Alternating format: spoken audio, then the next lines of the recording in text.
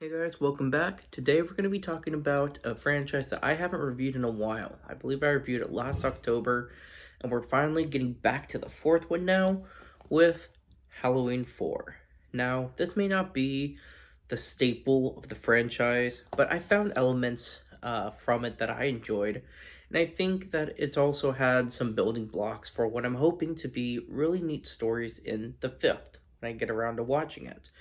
So in this movie, I think the first thing I wanted to compare is sort of the legend of Michael Myers. So when you go into the first movie, fans are getting to know the characters and the villain for the first time. So there's no backstory legend really to be had. There's the backstory of how he became, the Michael Myers we know.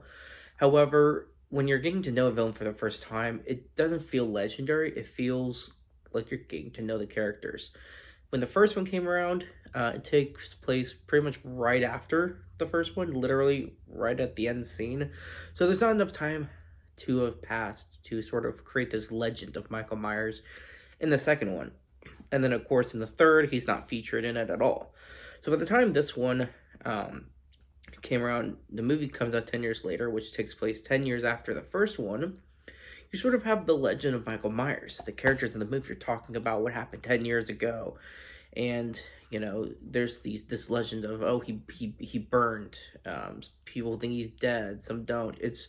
There's really a lot of myth around his character now, and I think it's sort of cementing how he's viewed in this franchise.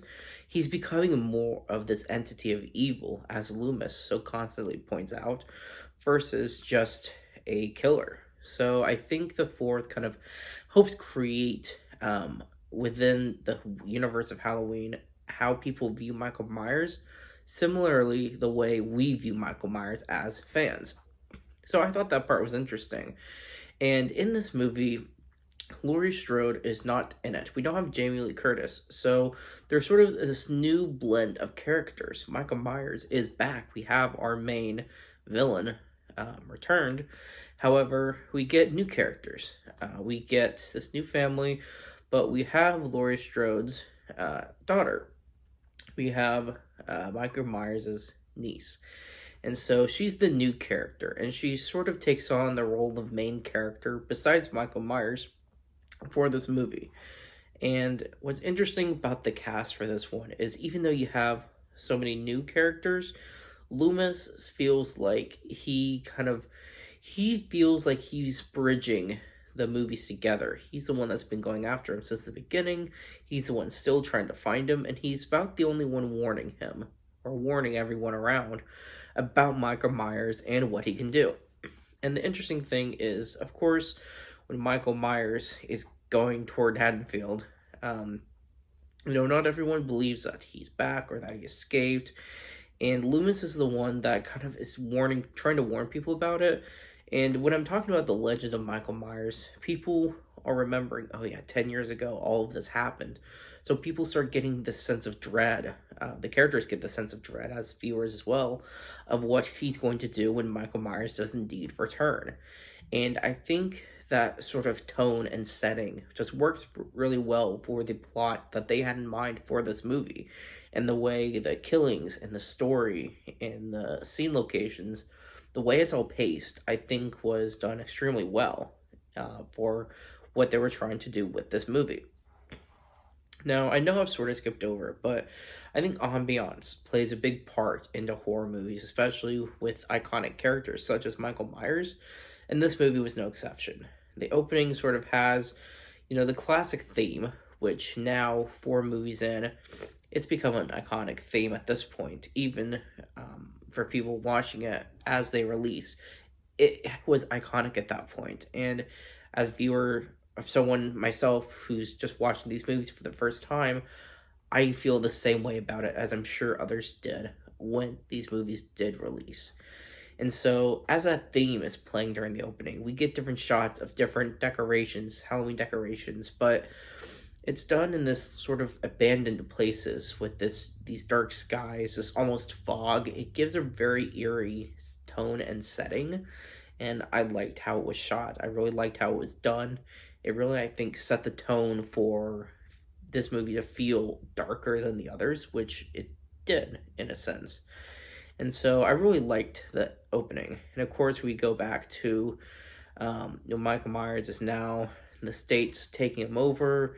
He's presumably recovered the best he can from these burn wounds as he sustained in the second Halloween. And so in this movie, they're getting ready to transfer him.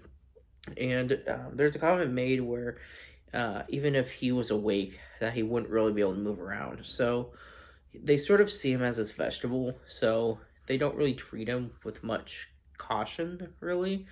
And so, of course, that leads into him indeed escaping from the ambulance in the middle of his transfer.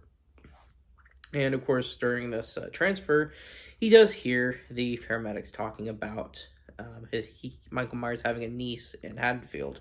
And so that gives him a new target, that gives him direction, that gives him a location to then head towards in this movie. And so I think that between the plot moving along, the pacing, and how the characters discover what they need to get from one point to the other, I don't feel like there was anything done that was cheap. I don't think anything was sort of just skipped over or glossed over. I think the pacing was just right, and I really like that about this movie.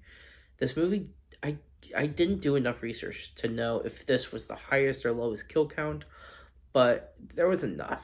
You know, it was enough for horror fans to be entertained. There are some movies, some horror movies you go into, and there's 2 or 3 people that die in the whole thing. Michael Myers gets plenty of kills. It feels well paced, and it's happening throughout the movie, not just, you know, in the beginning and then toward the end, like some tend to do. So I really love everything about the pacing, and I know I keep using that word, but the pacing with the story, the pacing with the kills, the pacing with when the theme plays. All of these things, I think, help build the ambiance of the characters in the stories for this movie. So for me, everything just worked.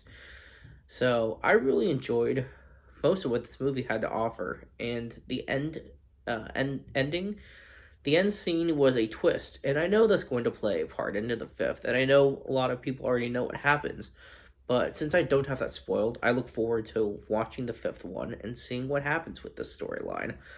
So, of course, for me, of course, the first one is always going to be probably the best one. I liked it a lot more than the third one, a lot more than the fourth, and I did like it more in the second, even though I thought the second wasn't bad at all. So, overall, this one wasn't the best Halloween movie in the franchise, but I definitely don't think it was unwatchable at all. I definitely think that if you're a generic fan of the franchise and you have a general curiosity of watching the rest of the movies, just watch them. As long as you're enjoying them, just keep watching them. The only time watching movies like this becomes not worth it is when you're not enjoying them at all and you keep watching just for the sake of wanting to see all of them. I've made that mistake before with certain franchises, and I'm not going to do that with this one. I am enjoying them for the most part so far, so I'm going to keep going with this franchise. This one is the Shout Factory copy, so I do have it on 4K. Of course, a movie like this that's been around for so long, it's in almost every format. So depending on what kind of player you have a multitude of options of getting this movie in your physical collection. So thank you guys for sticking with me. I look forward to diving into the twist ending, seeing how it turns out in the fifth one. When I watch it, I will be coming back to the channel to review it. Thank you guys for sticking with me. Until next time.